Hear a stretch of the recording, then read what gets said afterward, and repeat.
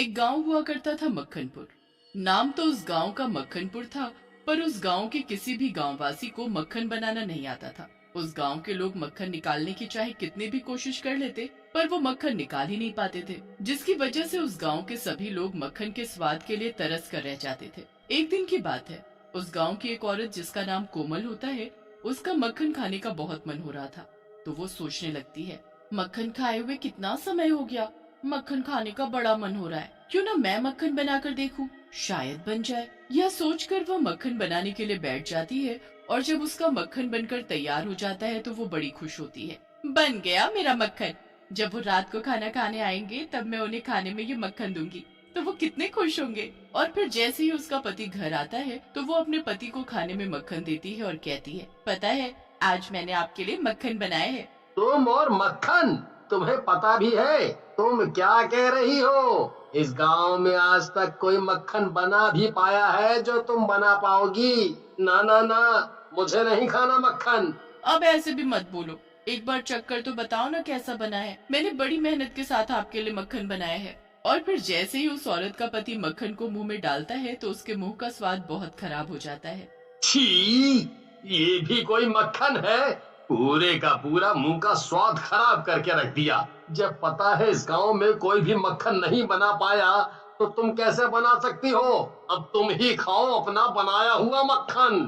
फिर कोमल का पति गुस्से में बिना खाना खाए वहाँ से चला जाता है और उसके जाने के बाद वो उस मक्खन को चख कर देखती है। सही में इस मक्खन का स्वाद तो बड़ा ही खराब है। वो बेचारी उदास हो जाती है और उस मक्खन को उठाकर बाहर कूड़े में फेंकने चली जाती है। तभी उसे मक्खन फेंकते हुए उसकी पड़ोसन देख लेती है। अरे क्या फेंक रही हो? कुछ नहीं, मक्खन बनाया था पर वो इतना खराब बना कि बस क्या ही बताऊं। सही में हम लोग मक्खन बनाने की चाहे कितनी भी कोशिश कर ले, पर हम मक्खन बना ही नहीं पाते। अरे हमें तो मक्खन खाए हुए तो ऐसा लगता है जैसे सदियों हो गए। जब दूसरे गांव किसी के यहाँ जाना होता है तभी मक्खन खाने के लिए नसीब होता है। हाँ सही कहा बहन। फिर कोमल और उसकी पड़ोसन अपने अपने घर चली जाती है। फिर एक दिन उसी गांव के कुछ लोग आपस में बातें कर रहे होते हैं।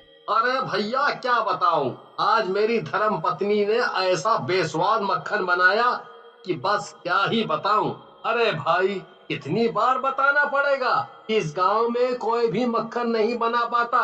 पता नहीं फिर भी क्यों बेकार कोशिश करती हैं मक्खन बनाने की।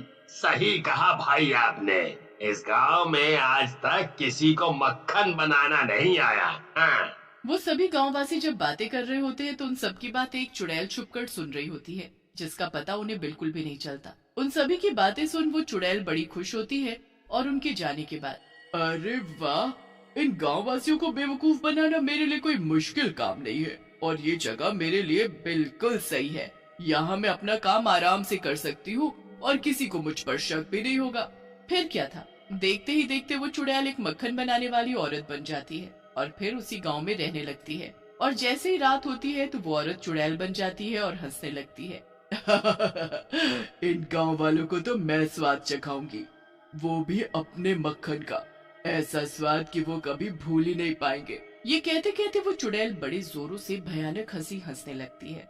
वो मक्खन बनाने के लिए एक बहुत बड़े पतीले में बहुत सारे कीड़े मकोड़े डालकर उसमें अपने कटे हुए हाथ से खून निकालकर खून डालने लगती है। बन जा मेरे मक्खन, बन जा। और फिर जब उसका मक्खन बनकर तैयार हो जाता है तो वो अपने जादू से उस मक्खन को बिल्कुल असली मक्खन जैसा बना देती है, जिससे किसी को भी उस पर शक ना हो। और फिर वो अपने बनाए हुए मक्खन को हाथ में लेकर उसकी खुशबू सूंघने लगती है। बन गया मेरा मक्खन। कल सुबह जब गांव वाले मेरा बना नकली मक्खन खाएंगे तो उन्हें पता भी नहीं होगा कि उनके साथ क्या हो रहा है। और फिर जैसी ही सुबह होती है वो चुड़ैल एक सुंदर औरत बन जाती है और गांव में अपनी मक्खन की दुकान खोल लेती है और जोर जोर से आवाज लगाने लगती है, मक्खन ले लो मक्खन, ताजा ताजा मक्खन, ऐसा मक्खन जिसका स्वाद आप कभी भूल नहीं पाएंगे और बार बार मेरा मक्खन खाने आएंगे। उस मक्खन वाली की आवाज से गांव की सभी औरतें और कोमल उसकी दुकान पर आकर इकट्ठी हो जाती हैं और आपस में बातें करने लगती हैं।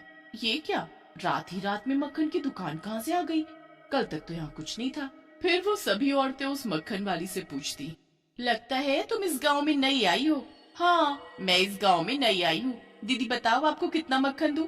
पहले अपना मक्खन चक्कर तो दिखाओ, तभी तो उसका स्वाद पता चलेगा कि तुम्हारा मक्खन सही भी है या नहीं। हाँ हाँ, क्यों नहीं, अभी चखाती हूँ। फिर वो मक्खन वाली एक एक करके उन सभी औरतों और कोमल को भी मक्खन चखाती है, और उस मक्खन वाली का मक्खन खाने के बाद वो सभी औरतें आपस में कहने लगती हैं, वाह, वही असली मक्खन का स्वाद, मजा ही आ गया खाकर। अब तो मैं रोज यहाँ से मक्खन ले जाया करूंगी।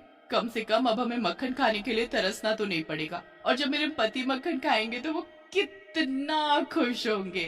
सही कहा जीजी आपने। फिर वो सभी औरतें अपने अपने घर के लिए मक्खन खरीद कर ले जाती हैं, और रात को खाने में वो सभी औरतें अपने पतियों को मक्खन खिलाती हैं और मक्खन खाते ही। वाह वाह, क्या स्वाद है, मजा ही आ गया मक्खन खाकर। मन तो करता है बस मैं ये मक्खन खाता ही रहूं, खाता ही रहूं। उधर जब कोमल का पति भी वो मक्खन खाता है तो उस मक्खन की तारीफ किए बगैर नहीं रहता। भाई, जिस किसी ने भी ये मक्खन बनाया है, मन तो करता है कि अभी के अभी जाकर उसके हाथ चूम लूं। ऐसा भी नहीं है जो आप उस मक्खन वाली के हाथ चूमे। हाथ चूमने तो मेरे चूमो जी, मैंने आपको इतना बढ़िया मक्खन लाकर खिलाया है। कोमल के पति को मक्खन इतना स्वादिष्ट लगता है कि वो सारा मक्खन खा जाता है। खाना खाने के बाद वो दोनों सो जाते हैं, और जब गांव के लोग भी सो जाते हैं तो वो सुंदर औरत फिर से चुड़ैल बन जाती है और नकली मक्खन बनाने लगती है। वो मक्खन बनाने के लिए फिर से बहुत सारे कीड़े मकोड़े का इस्तेमाल करती है, और अपना हाथ काट कर उसमें खून डालने के बाद वो अपने जादू से मक्खन का स्वाद असली जैसा बना देती है। गांव वाले सोच भी नहीं सकते कि मेरा मक्खन खाने के बाद उन सभी लोगों के साथ क्या हो रहा है। और सुबह होने से पहले ही वो चुड़ैल से औरत में बदल जाती है, और फिर जैसे ही सुबह होती है तो कोमल देखती है कि उसके पति के गले से आवाज ही नहीं निकल रही। ये आपकी आवाज को क्या हुआ जी? रात को तो आप अच्छे खासे थे, फिर अचानक से क्या हो गया? इस तरह वो चुड़ैल अपना बनाया हुआ नकली मक्खन बेच रही थी, और गांव के लोग भी उसका बनाया मक्खन बड़े स्वाद के साथ खा रहे थे। पर किसी को भी ये अंदाजा नहीं था कि जो मक्खन वो खा रहे हैं वो नकली मक्खन है जो चुड़ैल उन्हें खिला रही है। इसी तरह गांव के कुछ और लोगों की भी आवाज चली जाती है। गांव के सभी लोग बहुत परेशान हो जाते हैं, और वो सभी एक जगह इकट्ठा होकर बातें करते हैं। समझ नहीं आ रहा भैया, ये सब हमारे गांव के लोगों के साथ क्या हो रहा है। न जाने गांव के लोगों की आवाज को क्या हो गया है। इस किसी को देखो, वो बोल ही नहीं पा रहा। ऐसा रहा तो हमारा पूरा गांव गूंगा हो जाएगा भाई, फिर कोई बात करने के लिए नहीं बचेगा। सही कहा भाई तुमने, ऐसे तो सबके सब गूंगे हो जाएंगे। पर समझ नहीं आ रहा ये सब हो कैसे रहा है। और फिर एक रात गांव का एक आदमी देर रात को खेतों से अपना काम करके अपने घर के लिए लौट रहा था। तभी वो उस मक्खन वाली के घर कुछ अजीब सी आवाज सुनकर रुक जाता है। इतनी रात इस मक्खन वाली के घर से अजीब सी कैसी आवाज आ रही है, चलो चल कर देखता हूँ। फिर जैसे ही वो आदमी उस मक्खन बनाने वाली के घर की खिड़की से झांक कर देखता है तो उसके होश उड़ जाते हैं। बाप रे, ये तो चुड़ैल है, और ये क्या कीड़े मकोड़े का क्या कर रही है? तभी वो आदमी देखता है कि उस चुड़ैल ने मरे हुए कीड़े मकोड़े से असली मक्खन बना दिया। फिर वो आदमी जल्दी से जाकर गांव के लोगों को सारी बात बताता है, और फिर सभी गांववासी मिलकर एक तांत्रिक के पास जाते हैं और उसे उस मक्खन बनाने वाली चुड़ैल के बारे में सब बताते हैं। ठीक है, पर तुम सबको मेरी बात माननी होगी। अब तुम सब जल्दी से उसका बनाया हुआ मक्खन लेकर उस चुड़ैल के घर चलो। फिर सभी गांववासी अपने अपने घर से मक्खन लाकर उस चुड़ैल के घर पहुंच जाते हैं, और उसके घर के चारों ओर उस नकली मक्खन का घेरा बना देते हैं। फिर तांत्रिक उस घेरे पर मंत्र के साथ भभूत छिड़कता जाता है, जिससे उस चुड़ैल का शरीर जलने लग जाता है। नहीं नहीं, ये क्या? मेरा शरीर इतना जल क्यों रहा है? नहीं, ऐसा नहीं हो सकता। तभी वो चुड़ैल उन सबको ऐसा करते देख लेती है। अच्छा, तो तुम सबको मेरे बारे में पता चल गया, पर तुम मेरा कुछ नहीं बिगाड़ पाओगे। ए चुड़ैल, छोड़ दे इन सबको। इन्होंने तेरा क्या बिगाड़ा है जो तू इनकी आवाज इनसे छीन रही है? मेरे पति और बच्चे की आवाज नकली मक्खन खाने से गई थी, और फिर उनकी मौत हो गई। अब मैं भी तुम सबकी आवाज तुमसे छीन लूंगी, तभी मेरा बदला पूरा होगा। फिर वो चुड़ैल अपना बनाया हुआ मक्खन लेकर जैसे ही गांव के लोगों को खिलाने के लिए आगे बढ़ती है, तो तांत्रिक अपनी मंत्र शक्ति से चुड़ैल के घर के चारों ओर बने गहरे में आग लगा देता है, जिससे चुड़ैल का शरीर जलकर राख हो जाता है, और गांव के लोगों की आवाज भी वापस आ जाती है।